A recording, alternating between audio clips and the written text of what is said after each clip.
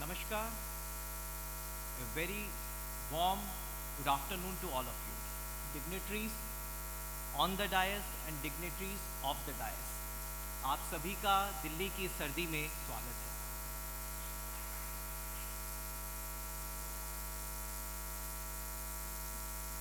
Next slide, please.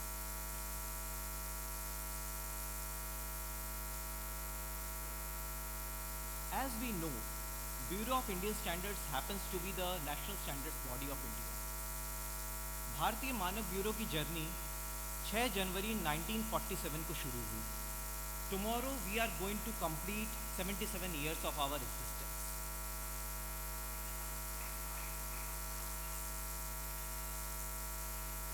ये knowledge session क्यों important है, ये जानना इसलिए आवश्यक है क्योंकि BIS के बारे में कई किस्म की भ्रांतियाँ व्याप्त हैं। The first and foremost thing I would like to state is we are a very open and dynamic organization. We are there for you. Because of you, we exist. Quality और manufacturer साथ साथ चलते हैं। ऐसा कोई भी निर्माता नहीं होगा जो अपने उत्पाद का एक क्वालिटी प्रोडक्ट नहीं बनाना चाहता है। हर निर्माता की इच्छा एवं रिक्वायरमेंट दोनों ही है कि वो एक क्वालिटी प्रोडक्ट का निर्माण करे। But the question comes, why QCO? आप लोगों के मन में भी ये सवाल आया होगा, QCO की क्या आवश्यकता है? क्यों हम गुणवत्ता नियंत्रण आदेश का पालन करने को बाध्य हैं? So the point is QCO is required for protection of human, animal or plant health, safety of the environment, prevention of unfair trade practices and national security. Whenever any of these clauses exist, a need is felt at the apex level, at the level of government to issue a QCO. जब भी इनमें से किसी भी requirement की अंदेशा रहता है तो भारत सरकार द्वारा एक QCO गुणवत्ता नियंत्रण आदेश का जारी किया जाता है। अब इस गुणवत्ता नियंत्रण आदेश के अंतर्गत क्या क्या है? इसका मतलब होता है कि आप किसी भी प्रोडक्ट जो कि इस गुणवत्ता नियंत्रण आदेश के अंतर्गत आता है उसका आप निर्माण, इंपोर्ट, डिस्ट्रीब्यूशन यानी ये डिस्ट्रीब्यूटर पे भी है, सेल, आप उस प्रोडक्ट को बेच भी नहीं सकते और ना ही आप उसको एग्जिबिट कर सकते। Now, this is the structure of the BIS. As Pasricha sir has told that BIS is headquartered at New Delhi, but we are available to service of all the manufacturers through our regional offices, which is spread across India. There are 5 regional offices and 38 branch offices span across India. These branch offices not only caters to the need of the manufacturers, the stakeholders, and promoting the quality consciousness in the country, they are also involved as a point of resolution at the ground level.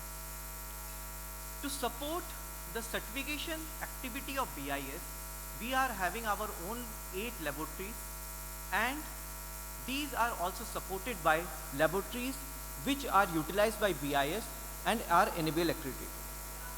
Apart from this, we have a training institute, National Institute for Training for Standardization at NITS Noida. इस training institute की खासियत ये है कि ये निर्माता वर्ग उनके जो क्वालिटी कंट्रोल पर्सनल्स हैं उनको फ्री में ट्रेनिंग सुलभ कराता है। अब करते हैं मुद्दे की बात। अब तक तो हुई BIS के बारे में, अब वो क्वालिटी कंट्रोल ऑर्डर्स जिससे कि आप सभी विस्मित हैं, परिचित हैं, थोड़ा प्रभावित भी हैं।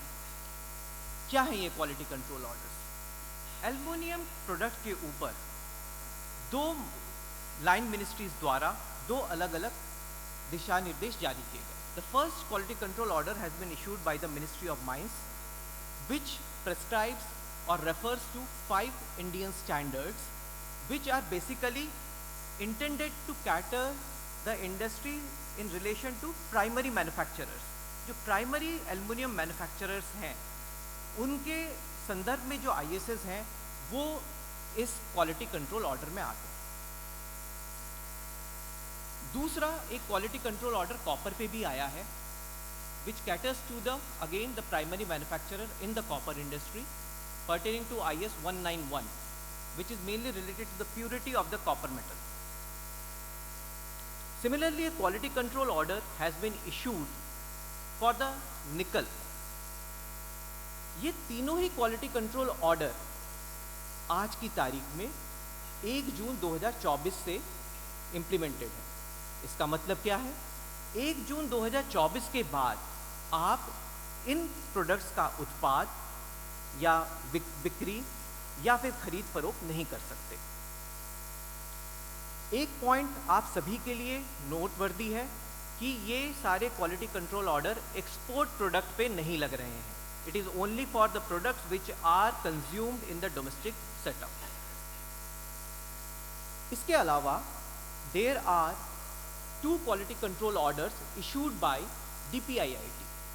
DPIIT ने जो ये 2 क्वालिटी कंट्रोल ऑर्डर इशू किए हैं, ये किस पे किए हैं? ये है पहला aluminium and aluminium alloy products. This is basically related to the secondary aluminium manufacturer, जो प्राइमरी रॉ मटेरियल को यूज़ करके उत्पाद बनाते हैं, जो एंड यूज़ होता है, उन प्रोडक्ट्स को कवर करने के लिए ये क्वालिटी कंट्रोल ऑर्डर जारी किया गया है। इस क्वालिटी कंट्रोल ऑर्डर को इफेक्टिव जो जिस डेट से हो रहा है for the large scale manufacturer, it is being affected from 25 March 2024। For small scale enterprises, it is going to be affected from 25th June, and for micro scale enterprises, a 1-year period has been given. That is, it is going to be made effective from 25th September 2024. ये quality control order ना केवल इन मंत्रालयों के website पे सुलभ है, बल्कि BIS के वेबसाइट पे under products under mandatory certification you can see these quality control order and download it. I will be giving a demonstration or a brief of the BIS website also. Regarding another quality control order which has been issued by DPIIT, it is related to the copper products quality control order, which again is for the secondary manufacturer, the end product manufacturer in the copper industry. And according again, for large scale, it is implemented from 17th of April. For small scale, it is from 17th of July. And for micro scale, a time period of 1 year has been given. That is, it is effective from 25th of October 2024. अब हम बात करते हैं क्या है ये BIS की प्रक्रिया, क्यों ये इम्पॉर्टेंट है और ये कैसे होता है। So this is a brief overview of the certification process.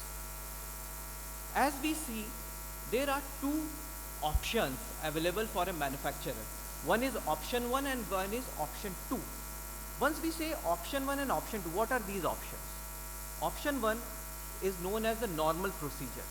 इस normal प्रक्रिया में किसी भी मैन्युफैक्चरर को BIS के सर्टिफिकेशन को प्राप्त करने हेतु सबसे पहले आवेदन करना होता है। उसके उपरांत एक विजिट होती है, फैक्ट्री विजिट, जिसमें BIS के अधिकारी द्वारा कुछ आवश्यक पॉइंट या बिंदुओं को देखा जाता है, which will be covered in my next slide. उसके उपरांत एक सैंपल को ड्रॉ किया जाता है। That sample is being sent to a third party testing laboratory, and once we do receive that report, a license or a certification is granted to the manufacturer. Now, how it is different from the option 2 or the simplified procedure? In the simplified procedure, a manufacturer or an applicant is supposed to get his sample tested from a BIS recognized laboratory after generation of a QR code. Now, how you are going to generate a QR code? There is a BIS Labs portal, lims.gov.in, that is interlinked with the Manak online portal, which we will be referring to. In that portal, you will be giving the description of your samples, and then a QR code will be generated, and with that QR code you will be sending the sample to the designated laboratory. जब उस lab से आपको report की प्राप्ति हो जाती है, उसके उपरांत आप अगेन उस मानक ऑनलाइन वेबसाइट पे जाके उस सैंपल के डिटेल्स को फीड करके उस रिपोर्ट को अपलोड करके एक लाइसेंस प्राप्त कर सकते हैं।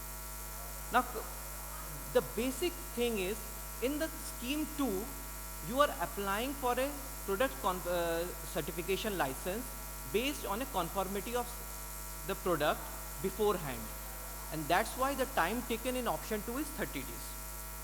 Whereas in scheme 1, the normal procedure, a product is being drawn from the factory, it is then subject to testing, और उसके उपरांत once we do get a conformity of the report that the product is having requisite quality, उस product की गुणवत्ता पर्याप्त है, उसके उपरांत लाइसेंस ग्रांट किया जाता है। हम प्रिलिमिनरी इंस्पेक्शन और या फिर विजिट के दौरान करते क्या हैं? यूजुअली ये विजिट एक दिन की होती है। इस विजिट में आपने जो भी मैन्युफैक्चरिंग पद्धति डिस्क्राइब की है एप्लीकेशन के दौरान, उसी का वेरिफिकेशन किया जाता है। What ever you have described in your application form, that is going to be verified. We are not going to tell you what should be the manufacturing process. आप निर्माता गण हैं, आपको ही पता है एक उत्पाद का निर्माण कैसे करना है, लेकिन आप जो निर्माण का प्रक्रिया बताएंगे हम उसका वेरिफिकेशन करेंगे। Secondly, verification of the test equipment is done if you have a in-house test facility. Third, verification of the competency of the quality control personal, आपने जो एक क्वालिटी कंट्रोल पर्सनल को अपने यहाँ पे रखा हुआ है जो गुणवत्ता की जांच करता है आपके इन हाउस प्रोडक्ट्स की, उत्पादों की, उसकी कंपिटेंसी का एक असेसमेंट किया जाता है। And then once the product confirms, a certification is granted. We are proud to state that under simplified procedure we have been able to achieve 100% disposal of application within the stipulated 30 days, whereas in case of normal procedure this percentage is as high as 96%. Now this is a page of the BIS मानक online conformity assessment। इस page को assess करने के लिए आपको www.manakonline.in पे जाना है और conformity assessment वाले बटन को जो एनसर्कल्ड है उस पर क्लिक करना है। इसके बाद ये लॉगिन पेज आएगा, आपको इसमें क्रिएट अकाउंट बटन को प्रेस करके अपना एक अकाउंट फॉर्मेशन करना है। That's it, it's as simple as creation of a email account. Once you do create an account, from there onwards you are a part of the BIS फैमिली। There will be no physical communication between you and BIS, it is all totally through the digital mode. Apart from this, the various documentation requirements are already given on the BIS portal under the conformity assessment tab. This is the screenshot of the BIS home page. At the top you can see the conformity assessment tab, and therein you will find all the sub-tabs having various details like product under compulsory certification, product certification process, product specific informations which I will be showing you. This is the product certification process. इसके अंदर जितने भी guidelines या दिशा निर्देश हैं वो सारे के सारे PDF फॉर्म में उपलब्ध हैं। प्रोडक्ट स्पेसिफिक इंफॉर्मेशन, इसके अंदर आपको ये बताया जाता है कि हर एक उत्पाद का से जुड़े हुई कुछ रिक्वायरमेंट्स होती हैं, वो क्या हैं guidelines which is again only for a guidance purpose are given here. अब वो समय है कि मैं इन भ्रांतियों को 2 मिनट के अंदर इसको इनका निराकरण करूं, क्योंकि मॉडरेटर सर ने मुझे थोड़ा सा कम समय दिया है, तो I will abide by the what moderator has given me. The recent initiatives और the new initiatives which are going to cater to the industry. Concession in marking fees for SMEs, there is already a provision of 80% concession to micro industries. 80% concession in marking fee micro industries को already दिया जा रहा है। Similarly for small scale industries this concession is being notified for up to 50%. Now there are concessions available for women entrepreneurs as well as for startups and industries operating from the north east region. दूसरा सवाल, क्या मुझे in house test facility create करने की आवश्यकता है? जी, इसका जवाब है नहीं, आपको आवश्यकता नहीं है। अगर आप लार्ज स्केल मैन्युफैक्चरर हैं तो you have the option to have a sharing of test facility. In case you are a micro or small scale enterprise, then you have the provision of utilizing cluster based test facility. कैसे? एक cluster में कई सारी MSME units हैं, वो एक common facility का utilisation कर सकती हैं अपनी रूटीन टेस्टिंग की रिक्वायरमेंट को फुलफिल करने के लिए। दूसरा सवाल आता है प्रोडक्ट मैनुअल। कई तरह के आपको ऐसे पहले पास्ट में सुझाव दिए गए होंगे कि आपको प्रोडक्ट मैनुअल की सारी टेस्टिंग उसी हिसाब से करनी है जो उसमें दिया गया है। Again I would like to state this thing that this product manual is only for a guidance purpose. You are having complete freedom to define your levels of control.